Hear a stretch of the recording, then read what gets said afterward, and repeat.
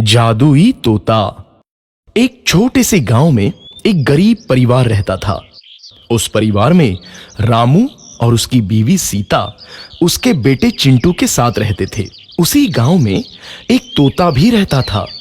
उसका नाम था रघु। वो किस्मत का धनी था। जहां भी जाता वहां किसी भी चीज की कमी नहीं पड़ती थी। एक दिन रघु उड़ते उड़ते उस गरीब परिवार के घर गया। रघु सोचता है, अरे वाह, लगता है यहाँ आज बहुत अच्छा खाना मिलेगा। मैं पेट भर के खाऊंगा। वो एक कटोरी में रखे अमरूद देखता है। अरे वाह, अमरूद मुझे तो ये बहुत पसंद है। मैं तो इसे पेट भर के खाऊंगा। रघु तोता अमरूद खाने ही लगता है। तभी सीता रघु को अमरूद खाते देखती है तो गुस्सा हो जाती है और उसे वहां से भगा देती है। भाग यहाँ से, न जाने कहां से आ जाते हैं।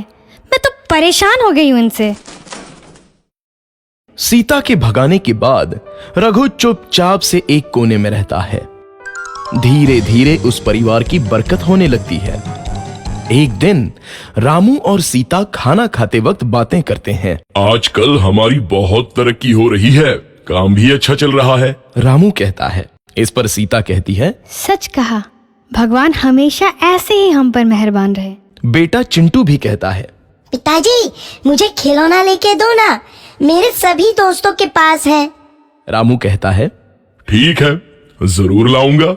सीता कहती है, कितने खुश है सब, मेरे परिवार को किसी की नजर ना लगे। एक तरफ ऐसी बातें होती हैं तो दूसरी तरफ रसोई में रघु तोता भी अमरूद खाते रहता है। मजा आया, अमरूद खाया, मजा आया, अमरूद खाया, मजा आया। तभी सीता रसोई में आती है और रघु तोते को अमरूद खाते देख बहुत गुस्सा होती है। सीता रघु को बाहर निकालने के लिए पिंजरे में अमरूद रखती है। रघु जब अमरूद खाने लगता है तो पिंजरे का दरवाजा बंद हो जाता है और वो उसमें फंस जाता है।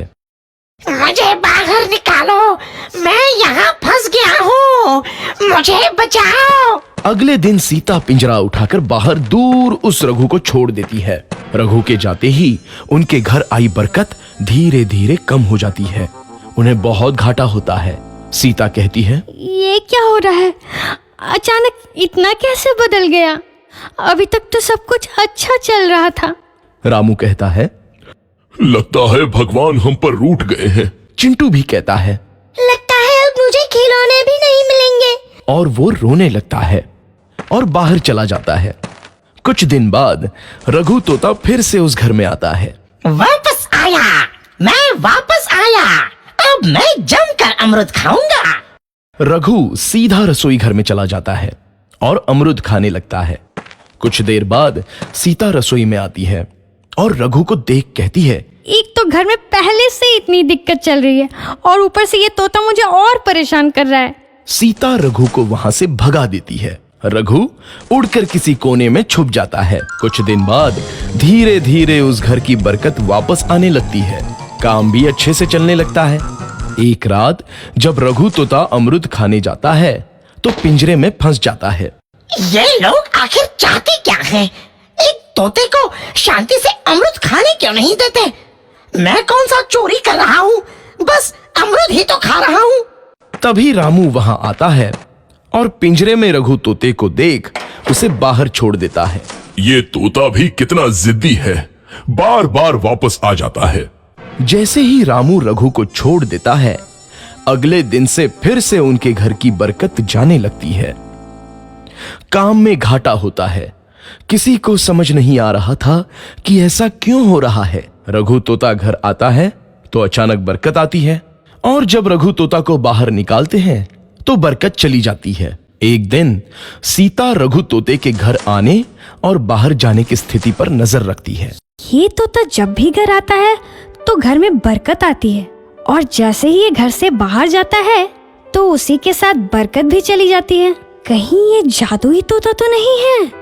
अगली बार जब ये तोता घर आएगा तो मैं इसे कहीं नहीं जाने दूंगी। सीता रघु का बहुत इंतजार करती है लेकिन रघु तोता दोबारा उस घर में कभी नहीं आता।